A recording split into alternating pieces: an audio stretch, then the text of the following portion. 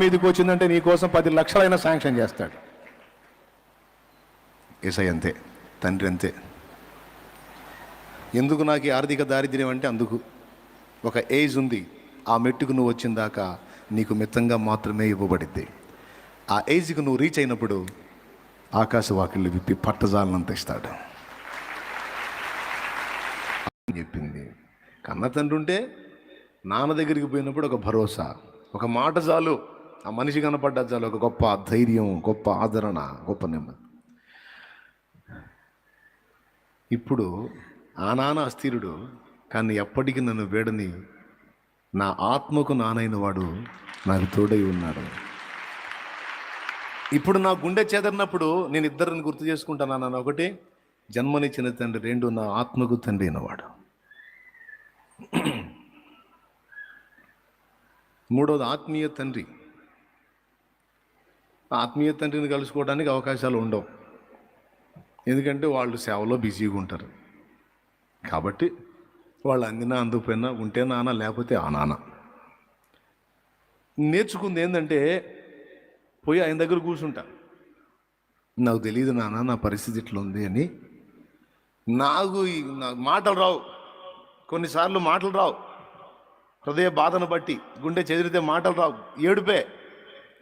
మనుషుల ముందు ఏడవలేం, మనుషుల ముందు గంభీరంగా ఉంటాం. కానీ ఆయన ముందుకు పోయి ఆయన పాదాల దగ్గరికి పోయినప్పుడు ఇక మూలుగులు ఏడుపులే. చిన్నపిల్ల ఆవేదనతో ఉన్నప్పుడు పెద్దగా ఏడ్చిద్ది, అంతకు మించి మనకి ఇంకేం భాష కావాలి? ఎందుకు ఏడుస్తుంది? ఏదో బాధ కలిగి ఏడుస్తుంది, వెంటనే దానికి సమాధానం ఇస్తుంది. సో మనం ఆయన ముందుకెళ్ళి కన్నీళ్లు పెట్టుకున్నప్పుడు ఆయనకి అర్థమైద్ది, మొత్తానికి ఏదో గుండె చెదిరింది వీడికి, మొత్తానికి ఏదో నలుగుతున్నాడు అని నిన్ను చదివేస్తాడు. తల్లి, నా బిడ్డ గుండె చెదిరింది, భయపడుతుంది, దేని విషయంలో నలుగుతుంది, ఎక్కడో ఎదురు దెబ్బ తగిలింది, సెగ తగిలింది. అలా ఆయన పాదాల దగ్గరికి వెళ్ళి మళ్ళీ మనుషులతో కూర్చొని నువ్వు వేడు, వాళ్ళకి చెప్పుకోనేడు, నిజంగా నీకు ఓదార్పు కలిగిద్దేమో చూడు. నేను చెప్తున్నా, పరీక్ష పెట్టి చూసుకో. ఏ మనిషి దగ్గర నువ్వు ఏడవకుండా నేరుగా మీ నాన్న దగ్గరికి వెళ్ళి ఏకాంతంగా కూర్చొని నువ్వేం మాట్లాడొద్దు, నువ్వు కన్నీరు గార్చు, నీ బరువు అంతా దిగిపోయినట్టు అనిపించకపోతే అప్పుడు అడుగు. ఎంతమందికి ఉంది అనుభవం? చేతులు ఎత్తండి. నాకుందన్న ఈ అనుభవం అన్నోళ్ళు. అదుకో, అదే మనుషులు చెప్పు, నువ్వు ఓదార్పు కలగదు. ఏకాంతంగా మీ నాన్నతో కూర్చొని నువ్వు చెప్పుకొని, లేకపోతే నువ్వు చెప్పలేవు, నువ్వు ఎక్కిళ్ళు పెట్టి ఏడుస్తావు. నీ బాధ, నీ హృదయ వేదన, నీ గుండె గాయమైపోయింది, నీ గుండె చెదరింది. అది దేన్ని బట్టో, అవమానాన్ని బట్టో, సమస్యను బట్టో, రోగాన్ని బట్టో, ఇబ్బందిని బట్టో, లేకపోతే నా అనుకున్న వాళ్ళు త్రోసేసిన దాన్ని బట్టో, ఏదో ప్రతి మనిషికి ఒక హృదయం ఉంటుంది, దానికి కొన్ని ఇబ్బందులు ఉంటాయి. ఆయన ముందుకు పోయినప్పుడు, ఆయన దగ్గర కూర్చున్నప్పుడు నువ్వు కన్నీళ్ళు పెట్టుకొని, నువ్వు వెక్కిళ్ళు పెట్టి, నువ్వు మనసారా ఏడ్చుకొని చివర్లో 2 మాటలు, నా పరిస్థితి ఇలా ఉంది నాన్న, తండ్రి, అయ్యా నా సంగతి ఏంది అనేదో చెప్పుకొని నువ్వు అక్కడి నుంచి లెగిస్తే ఒక పెద్ద బరువు ఎవరో నీ మీద నుంచి తీసి అవతల పెట్టేసినట్టు గొప్ప విడుదల. ఎన్నిసార్లు అనుభవించానో నేను.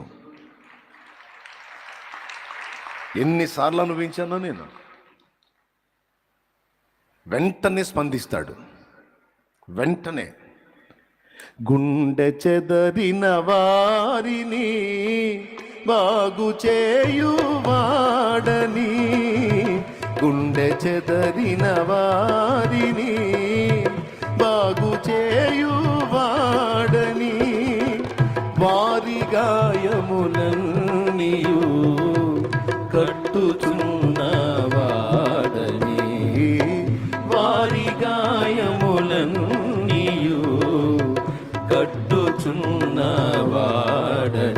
దేవునికి స్తోత్రము గానము చేయుటయే మంచిది, మనమందరము స్తుతి గానము చేయుటయే మంచిది. దేవునికి మహిమ. యోనా దేవునితో తనకున్న అనుబంధాన్ని చెప్పాడు. ఎవరయ్యా నువ్వు? భూమి ఆకాశములకు సృష్టికర్తయగు యెహోవా సేవకుడను. ఏలియాకి దేవునికి ఉన్న అనుబంధం. ఎవరయ్యా నువ్వు? యెహోవా జీవముతోడు సైన్యములకు అధిపత్యగా యెహోవా ప్రవక్తను నేను. ఇప్పుడు నిన్ను నన్ను అడిగితే ఎవరయ్యా నువ్వు అంటే ఏం చెబుతావు? పరలోకమందున్న మా నాన్నకు కుమారుణ్ణి, కుమార్తెను, దేవుని సంతతిని నేను. మా నాన్న దేవుడు. నాటి ప్రవక్తలకు, భక్తులకు దేవునితో అనుబంధం. వారి దేవుడు ఆయన ప్రవక్తలు. ఈరోజు మనకేం అనుగ్రహించబడిందో తెలుసా? సేవకుడు, ప్రవక్త కాదు, కుమారత్వం అనుగ్రహించబడింది. కొడుకు, కూతురు. యెహోవా మా తండ్రి కాడా యేసుడు మా యెహోవా మా తండ్రి కాడా యేసుడు మాయన్న కాడా మహిమ గల శుద్ధాత్మ ఇట్టి వరుస తెలిపెంగదమా తోడా యెహోవా మా తండ్రి కాడా యేసుడు మాయన్న కాడా. ఈరోజు ఇంతమంది ఇక్కడ కూర్చున్నారు. చాలా మంది ఇంకా బతికున్నారంటే కారణం ఏం చెప్పనా? ఆయనను నాన్నగా గుర్తించి తరచుగా ఆయన్ని కలుసుకున్నందున ఇంకా బతికున్నారు. లేకపోతే ఎప్పుడు అవుట్, ఎప్పుడో చచ్చిపోయేవాళ్ళు కన్ఫామ్. ఇంతవరకు బతికి బట్టగట్టి తిరుగుతున్నారంటే ఆయనను నాన్నగా గుర్తించి తరచుగా ఆయనకు సమీపంగా వెళ్ళి ఆయన దగ్గర స్వాంతన పొందటం నేర్చుకున్నందున బతికున్నారు.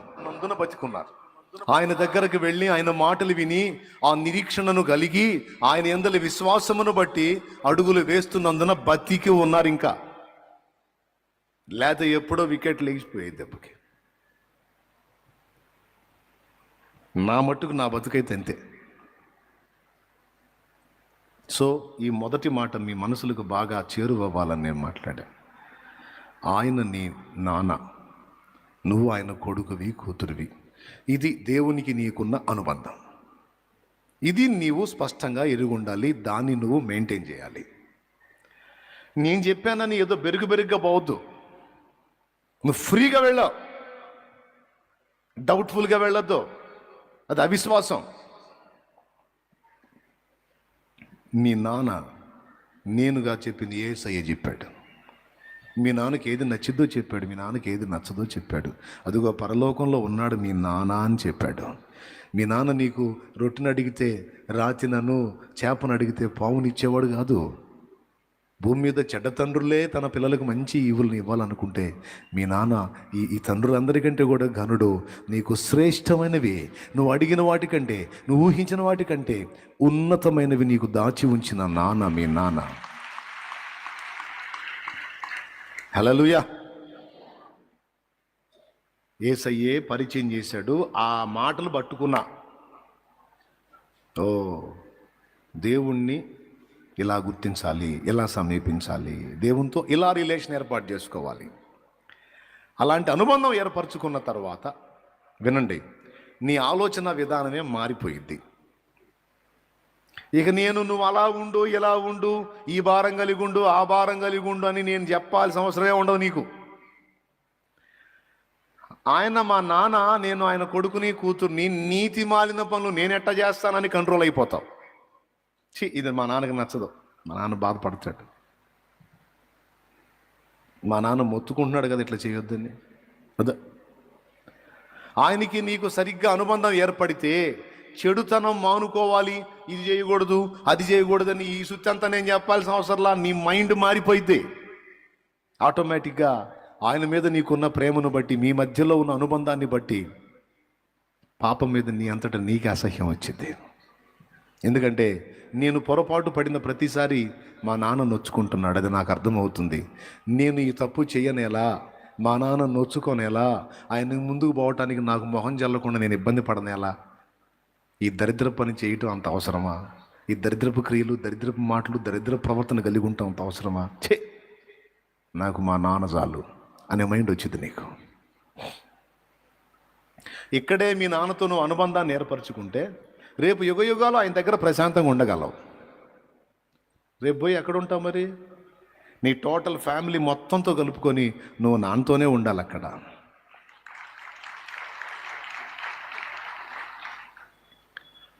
రెండవది, ఆయనతో ఇలాంటి రిలేషన్ నీకు ఏర్పడితే, దాన్ని నువ్వు గుర్తించగలిగితే, అనుబంధాన్ని నువ్వు గుర్తించగలిగితే, నీ బాధ్యత ఏంటో నేను నీకు చెప్పాల్సిన అవసరంలా నీకే బల్బు వెలిగిద్ది. ఈ భూమి మీ నాన్న స్వాస్థ్యమని, ఈ భూమి మీ నాన్న సృష్టి అని, ఈ భూమి మీద ఉన్నటువంటి చరాచర జగత్తు మొత్తం ఆయనదేనని, మరో రకంగా చెప్పాలంటే ఆయనదంతా నీదని, అయితే శత్రువు వశంలో అది ఉందని, దాన్ని తిరిగి సాధించి మీ నాన్న స్వాస్థ్యము మీ కొరకే నువ్వు కాపాడుకోవాలనే రంది నీకు పుట్టిద్ది. ఇక మనుషులు ఎవరు కనపడ్డా వాళ్ళందరూ నీకు ఆ కులపోటు, ఆడు వేరే ఫ్యామిలీ, ఈడు వేరు వాడు వేరు అన్నట్టు కనపడరు.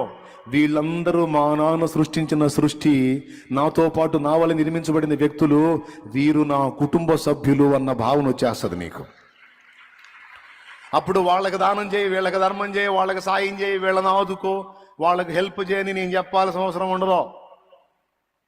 మనిషిగా ఉన్నవాడు నీ తోటి సాటివాడు ఎవరు ఏ ఇబ్బందిలో ఉన్నా, నీ ఫ్యామిలీ మెంబర్ ప్రాబ్లంలో ఉన్నట్టుగా నీ మైండ్కి వచ్చేస్తుంది. ఎందుకంటే అతడు కూడా మీ నాన్న సంతతియే, అతడు కూడా మీ నాన్న సృష్టించిన వారిలో ఒకడే, అతని విషయంలో కూడా మీ నాన్న శ్రద్ధ కలిగి ఉన్నాడు కనుక అతనికి హెల్ప్ చేస్తే ముందు నాన్న సంతోషిస్తాడు, నా బాధ్యత కూడా నెరవేరిద్ది. అతను నా సహోదరుడే.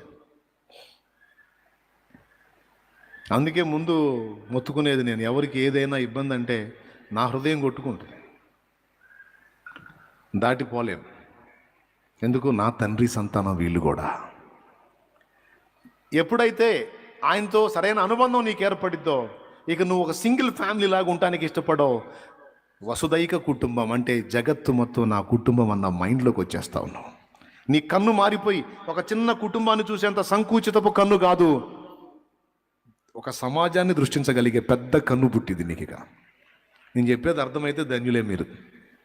ఆ మెట్టుకు రాగలిగితే స్తోత్రం. చిన్న కన్ను, ఒక ఓన్లీ వన్ ఫ్యామిలీని మాత్రమే దృష్టించే చిన్న కన్ను ఉండదు ఇక నీకు. దేవుడు మీ నాన్న అని నీకు అర్థమైతే, నువ్వు ఆయన సంతతి అన్నది నీకు అర్థమైతే, ఆయనతో నీకు సమీప అనుబంధం ఏర్పడితే, నీ ఒక్క ఫ్యామిలీ కోసమే నువ్వు బతకో, సమాజం కోసం బతకటం మొదలు పెడతావు. కన్ఫర్మ్. ఎవరి కోసం? సమాజం కోసం బతకటం మొదలు పెడతావు. బతుకు అని నీకు చెప్పాల్సిన అవసరంలా. సాతాను మీద యుద్ధం ప్రకటిస్తావు, వాణ్ణి సవాల్ చేస్తావు, వాణ్ణి ఢీ కొడతావు. ఏ ప్రాంతానికి నువ్వు అడుగుపెట్టినా అక్కడ దురాత్మ ఉంది, ఇక్కడ దెయ్యం ఉంది, ఏడ సైతాను ఉంది, ఏడ పెద్దది ఉంది, ఆడ చిన్నది. ఏం పెద్దది చిన్నది? ఇది ఎవడి సొత్తు? మా నాన్నదే. హో సైతాననే అడుగేస్తావు ముందుకి. ఇది నా తండ్రిదే, మా నాన్నది. ఈ ఊరు, ఈ వాడ, ఈ పల్లె, ఈ పట్టణం, ఈ ప్రాంతం, ఈ భూమి నా తండ్రి సృష్టించింది, ఇందులో ప్రజలు నా వారు. ఎప్పుడైతే నీకున్న హక్కుని, నీకున్న అధికారాన్ని చేతబట్టి నువ్వు అడిగేస్తావో, దయ్యాలు అక్కడి నుంచి పరారు. సింపుల్ ఎగ్జాంపుల్ చెప్తా. మీ నాన్న 5 ఎకరాల పొలం సంపాదించాడు. నువ్వు ఎన్ని ఎకరాలు? 5 ఎకరాలు సంపాదించాడు.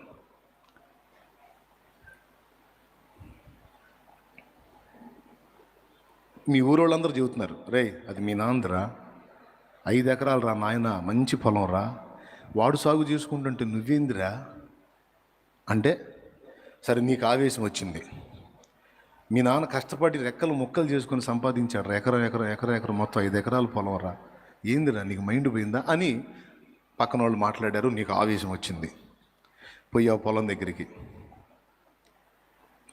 ఇది మా పొలం, మా నాన్నది ఇది అన్నావు అనుకో, ఇదే అంటాడు సాగు చేసుకునేవాడు.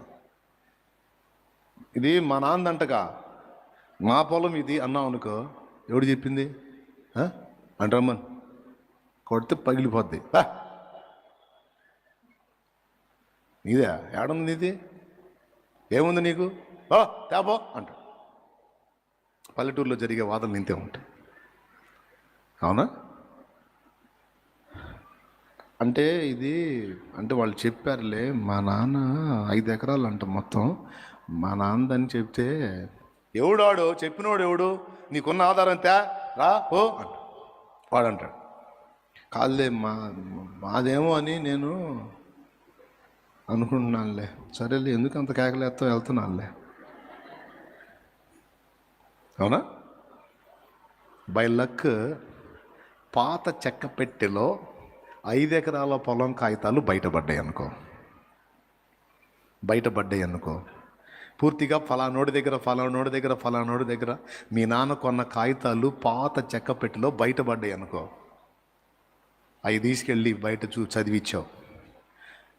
ఆ 5 ఎకరాల పొలం కాగితాలు రై మొత్తం నాయన చూసుకోపో పో, ఇప్పుడు వాడు కోర్టుకి వేసినా సరే నీవే గెలుస్తావు పో అని చెప్పారు అనుకో, అప్పుడు ఏ టైపులో పోతావు? అంటే ఇది మాదేమోని నొచ్చాలే అని అంతకుముందు అన్నావు. నువ్వు అనుమానంగా మాట్లాడినప్పుడు వాడెట్ట స్పందించాడు? ఏయ్ ఎవడుది, ఎవడు రమ్మని నీకు చెప్పినోడు, ఎవడో రమ్మని ఏమంతా ఓ అని వాడు గదమాయిస్తాడు, హడావుడి చేస్తాడు. ఇప్పుడు వీడి దగ్గర కాగితాలు వచ్చినాయి, ఈ సంగతి వాడికి తెలిసింది. ఇప్పుడు ఎవరికి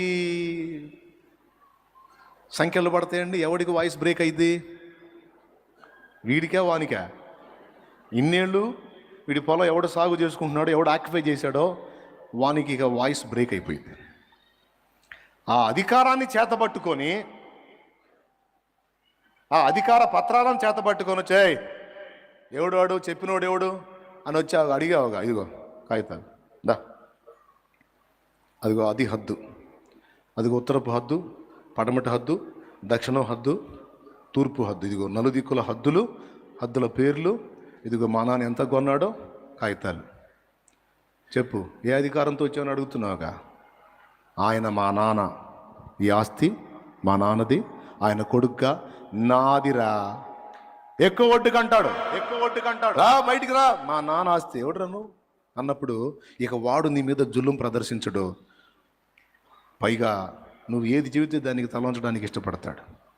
నలుగురు పెద్దల్ని కూడేసి, దాదాపు 15 ఏళ్ళు వీడు సాగు చేసుకుంటున్నాడు. ఎవరిది పొలం? మాది. కౌలు కట్టాలా, మొత్తం 15 ఏళ్ళకి కట్టాలా, నేను ఊరుకోను అంటే సత్తాడు వాడు అల్లాడి. దొంగతనంగా నా పొలం వేసుకొని 15 ఏళ్ళు పండించుకొని నేను పిల్లల్ని పెట్టు పస్తులతోనా ఊరుకొని, నేను నాకు 15 ఏళ్ళ కౌలు కట్టాల్సిందంటే వాడికి చెవులు దాడించుకుంటూ వస్తాడు. కాదు మేము కాదులే మాది అనుకుని అట్లా కాదు కొంచెం.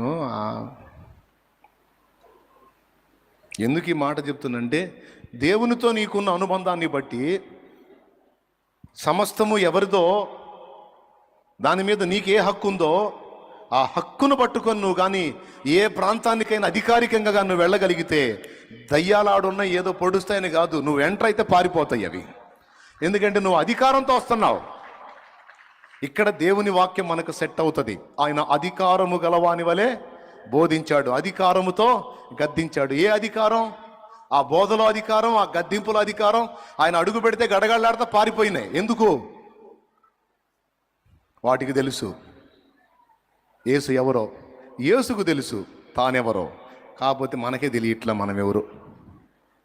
అది వాసు స్తోత్రం. మనకే తెలియట్లా మనం ఎవరో. అక్కడ దెయ్యం ఉందంట, వెళ్ళకూడదంట.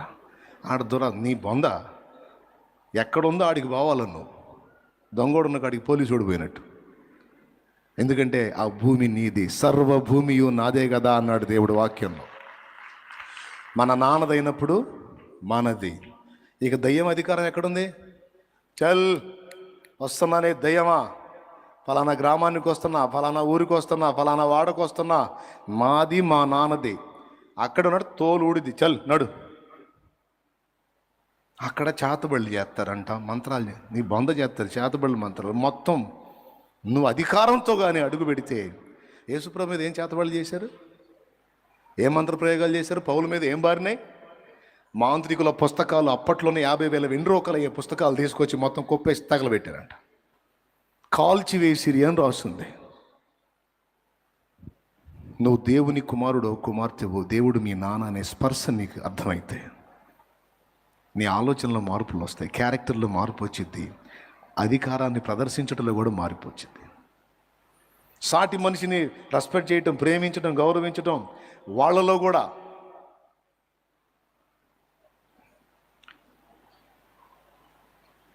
కదలిక చూడగలుగుతావు.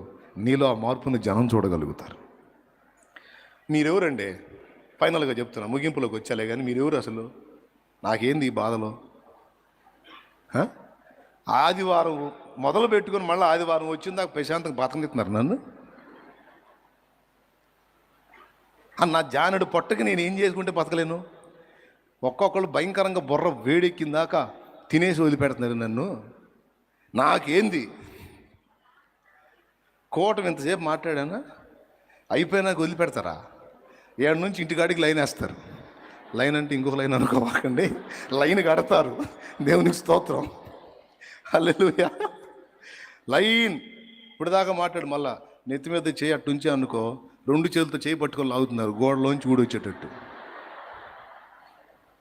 ఎందుకంటే ఏంది అట్లా చెయ్యించి వెళ్ళిపోతుంది. మా బాధినో చెప్పింది చెయ్యి ప్రార్థన. పక్కన ఉన్నాడు లేదు, వెళ్ళనేమో ఏంది అంటారు. నేను చూసి అయ్యా ఆగి, అవసరం తగాదు కూడా. ఏంది అయ్యా, ఏంది ఏంది ఎంత దూరం నుంచి వచ్చావు, ఏంది ఏంది చూసా చెయ్యి వదలరు. నా చెయ్యిని అవంతుని పట్టుకొని వాదంలో నాకేం గోడలోకి లాగుతుంటుంది. నేను అడుగుతున్నా మిమ్మల్ని, నాకేంది ఇప్పుడు మీ గురించి ఇంత బాధ? ఏది నాకు ఈ షాప్ ఏంది? నాకు అవసరమా? ఎందుకు చెప్పనా? మీరందరూ మా నాన్న సంతానం. మీరందరూ మా నాన్న సంతానం, మా నాన్న పిల్లలు. నేను ఎలాగ ఆయనకు కొడుకునో మీరు అలాగే.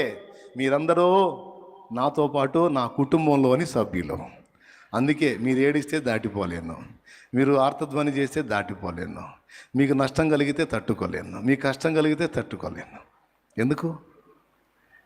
ఆయనకి నాకున్న అనుబంధం అది నేను గుర్తించాను కనుక మిమ్మల్ని ఇక బయట వారుగా కాక నా ఓన్ ఫ్యామిలీ మెంబర్స్గా మిమ్మల్ని తీసుకున్నాను. నేను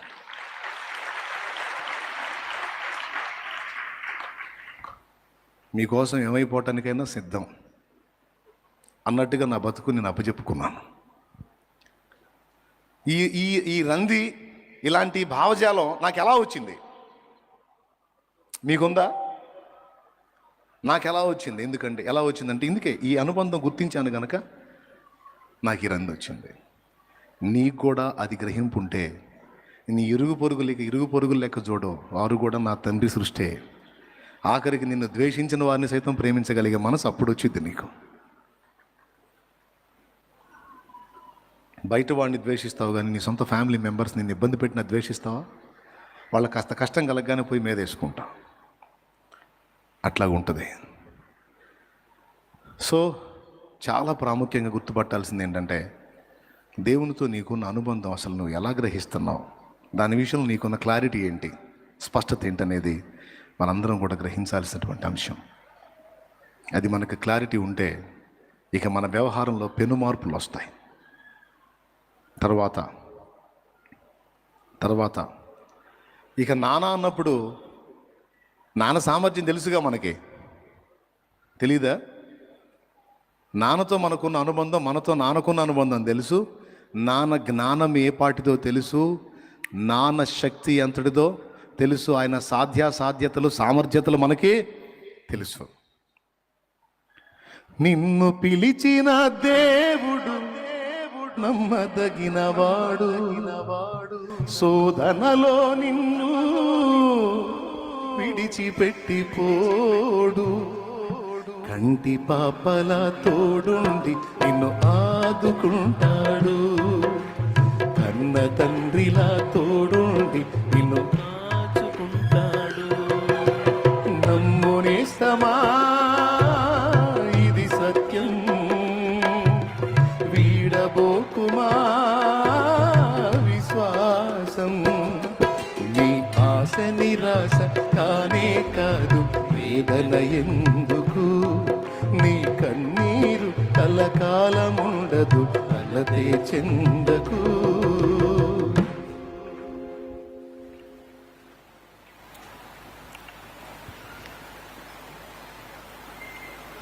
మీ నాన్న కోటీశ్వరుడు, బడికి పోయేటప్పుడు నీకు ఎంత ఇచ్చాడు? అప్పట్లో మీ నాన్న లక్షాధికారి. నాకెళ్ళి చూడండి, నేను ముగిస్తాలే కానీ చాలా దూర ప్రయాణం ఉంది. ఏంది మీరు కూడా పాప రాత్రి అంతా నిద్ర కాశారు. మీ నాన్న లక్షాధికారి. అప్పట్లోనే మీ ఇంట్లో లక్షలు ఉండేవి. నువ్వు స్కూల్కి వెళ్తే నీకు ఎంత ఇచ్చాడు?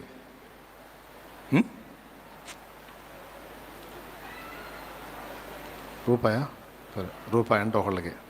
నువ్వు చెప్పు తల్లి, ఎంత ఇచ్చాడు మా మీ నాన్న మీకు? 5 రూపాయలా? కొంతమంది మా నాన్నే లేడు అంటున్నారు. నాన్న పెడతాను, మీరు కాదు, ఉన్నోళ్ళు చెప్పండి. 5 రూపాయలు, 10 రూపాయలు. ఇంట్లో లక్షలు ఉన్నాయిగా, కనీసం వేలన్నా ఉన్నాయిగా, ఒక 10 రూపాయలు ఇవ్వచ్చుగా. చెప్పరేందండి, ఇవ్వచ్చుగా. ఇచ్చాడా? లేవా? ఏం చేసుకుంటాడు? ఇవ్వచ్చు, నీకోసమేగా. మళ్ళీ వాళ్ళ డైలాగ్ కూడా మా కోసం అంటారా? నీకోసమే. రైట్. విస్తారమైన ధనం ఆయన దగ్గర ఉన్నా నీకు మాత్రం మితంగానే ఇచ్చాడు. మీ నాన్న దొంగల్ని శిక్షించేటువంటి ఒక పోలీస్ అధికారి.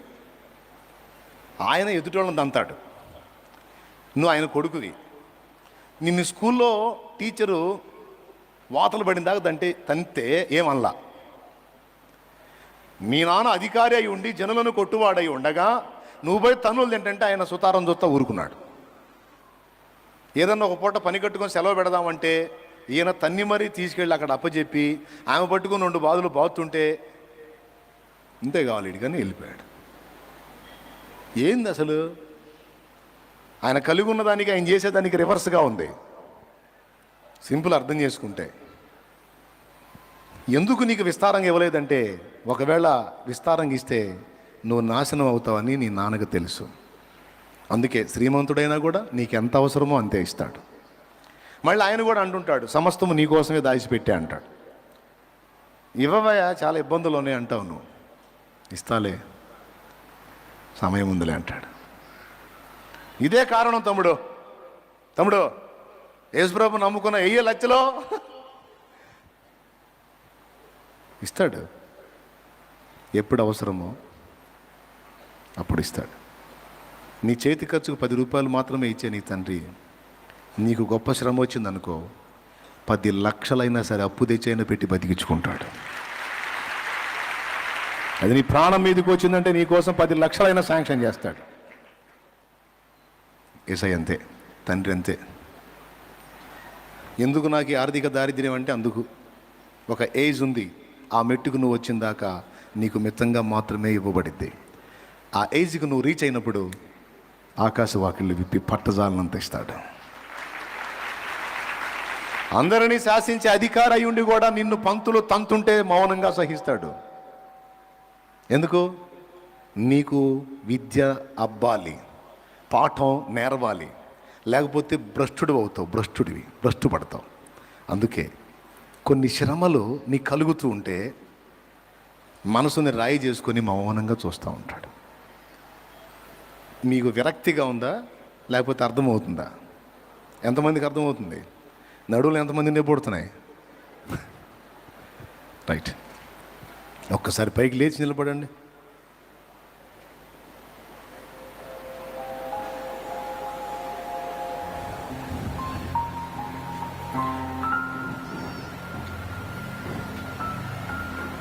ఇప్పుడు మాత్రం నిజంగా దేవుడు మా నాన్న అనిపించాడయ్యా. మా బాధను అర్థం చేసుకొని ఈ దుర్మార్గుడు తెంపు లేకుండా మాట్లాడతానే మా గొప్ప విడుదల ప్రసాదించండి. నిజంగా మా నాన్న అర్థం చేసుకున్నాడు. ఎటు కదలొద్దు. నేను ప్రార్థన చేయబోతున్నాను. మీ నాన్న అసాధ్యమన్నది లేనివాడు, ఆయనకు అసాధ్యమన్నది లేదు. ఆయన కొన్ని విషయాల్లో నీ సంగతుల్లో నిన్ను నలగనిస్తున్నాడు, మౌనంగా ఉన్నాడు. మీ నానే ఎందుకయ్యా మౌనం అంటే అది నీకు అవసరం అంటాడు. ఎందుకయ్యా ఈ పేదరికం? అది నీకు అవసరం. ఎందుకయ్యా ఈ శ్రమ? అది నీకు అవసరం. అదే నీకు పాఠం. భవిష్యత్తులో నీవు నా బిడ్డగా అనేకులకు ఆశీర్వాద కారణంగా ఉండాలంటే ఆ కొలిమంతా నీకు అవసరం. అది సహించిన నాడు ఒక విలువైన పాత్రగా నువ్వు మార్చబడతావు. అదే మాట పేతురు పత్రికలో రాసింది. అవసరాన్ని బట్టి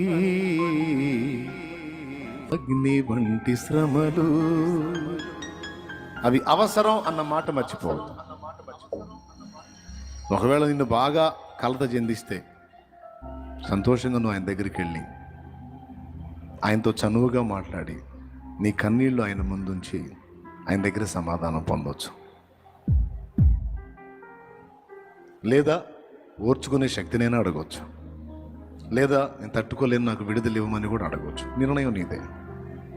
నువ్వు గురి కలిగి అడిగితే తప్పకుండా ఓకే వదిలేసే అంటాడు, పోయిద్ది. ఎంతమందికి అర్థమైంది బిడ్డలారా? మీలో కొంతమంది నలుగుతున్నారని నాకు తెలుసు, అందుకు చెప్తున్నాను ఈ విషయాలు. దేవుడు నానైనప్పుడు, నేను ఆయన కొడుకుని కూతురునైనప్పుడు ఎక్కడ లేని బాధలన్నీ నన్నేందుకు చుట్టుముడుతున్నాయి? నాకెందుకు ఈ బాధలు, నాకెందుకు ఈ ఆర్థికలేమి, నాకెందుకు ఈ రోగాలు, నాకెందుకు ఈ సమస్యలు? నిజంగా అంత ప్రేమగల తండ్రి అయితే ఇంత క్షోభలో నేనుంటే ఆదుకోడా, ఆదరించడా అంటే దానికి సమాధానం అందరం కలిసి పడదామా? కాల్చబడకపోతే స్వర్ణం విలువ పొందలేదు, చీల్చబడకపోతే మేఘం వర్షాన్ని ఇవ్వదు, దున్నబడకపోతే భూమి, చెక్కబడకపోతే శిల్పం కాదు, శ్రమల కొలిమిలో కాలకపోతే యేసు రూపు రాదు. ప్రార్థన. పరిశుద్ధుడైన మా తండ్రి, ప్రేమాస్వరూపేగు దేవా, యేసయ్యా నీకు వందనాలు. నీవు మా తండ్రివని, మేము నీ పిల్లలమని పరలోకపు తండ్రి ఈరోజు నీ వాక్కు ద్వారా మాకు వెల్లడి చేశావు. నీ ప్రియ కుమారుని మా కొరకు ఆహుతించావు. ఆయన్నిచ్చిన దేవుడు, ఆయనతో పాటు సమస్తాన్ని మాకు ముందే సిద్ధపరిచిన దేవుడు. అవిశ్వాసము చేత మేము పొందలేకపోతున్నాం చాలా. ఇది మొదలుకొని విశ్వాసము గలవారమై నిన్ను తండ్రిగా గుర్తించి, నాన్నగా ఎరిగి, సమీపమై నీతో సహజీవనం జీవించి నీ కృపలో సమస్తము స్వతంత్రించుకునేట్టు మమ్మల్ని అనుగ్రహించు. యేసు నామములో పొంది ఉన్నాము తండ్రి, ఆమేన్. ఆమేన్. నేను చెప్పిన ఈ విషయం ఎంతమందికి అర్థమైంది?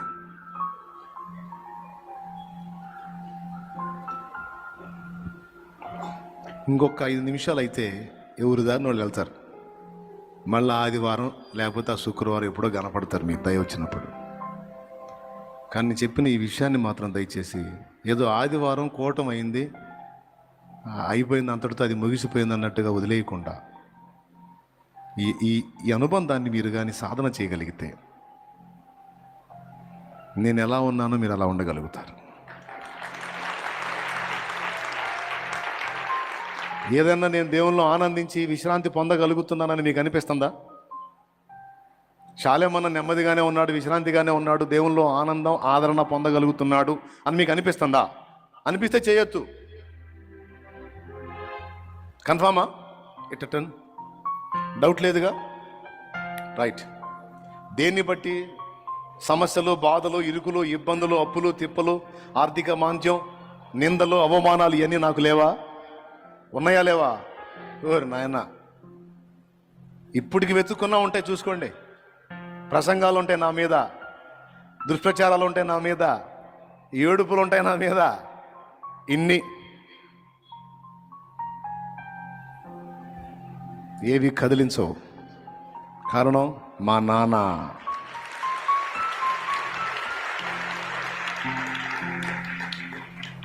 ఆయనతో నాకున్న అనుబంధం నేర్చుకొని జాగ్రత్త పడండి. పరలోకమందున్న మా తండ్రి, పరలోకమందున్న మా నాన్న, నీ నామం పరిశుద్ధపరచబడును గాక, నీ రాజ్యం మాకు వచ్చుగాక. నీ చిత్తం పరలోకమందు నెరవేర్చున్నట్లు భూమి యందును మా బ్రతుకుల్లోనూ నెరవేరుగా. మాకు కావలసిన అనుదిన ఆహారము నేడు మాకు దయచేయి. మా పట్ల అపరాధం చేసిన వారిని మేము క్షమించి ఉన్న రీతిని మా అపరాధములు క్షమించు. మమ్మల్ని శోధంలోనికి తేక దుష్టి నుండి, కీడు నుండి తప్పించు. ఎందుచేతననగా నానా రాజ్యము నీదే, నానా బలము నీదే, నానా శక్తి నీదే, సమస్తము నీదై ఉన్నది నానా. ఆమేన్, ఆమేన్, ఆమేన్. విశ్వాసమును బట్టి మారు మనసు పొంది పాప క్షమాపణ నిమిత్తం బాప్తిస్మం పొంది దేవునికి కొడుకుగా, దేవునికి కూతురుగా మారి నరకాన్ని తప్పించుకొని పరలోక రాజ్యం చేరాలని ఎవరికైనా ఉందా?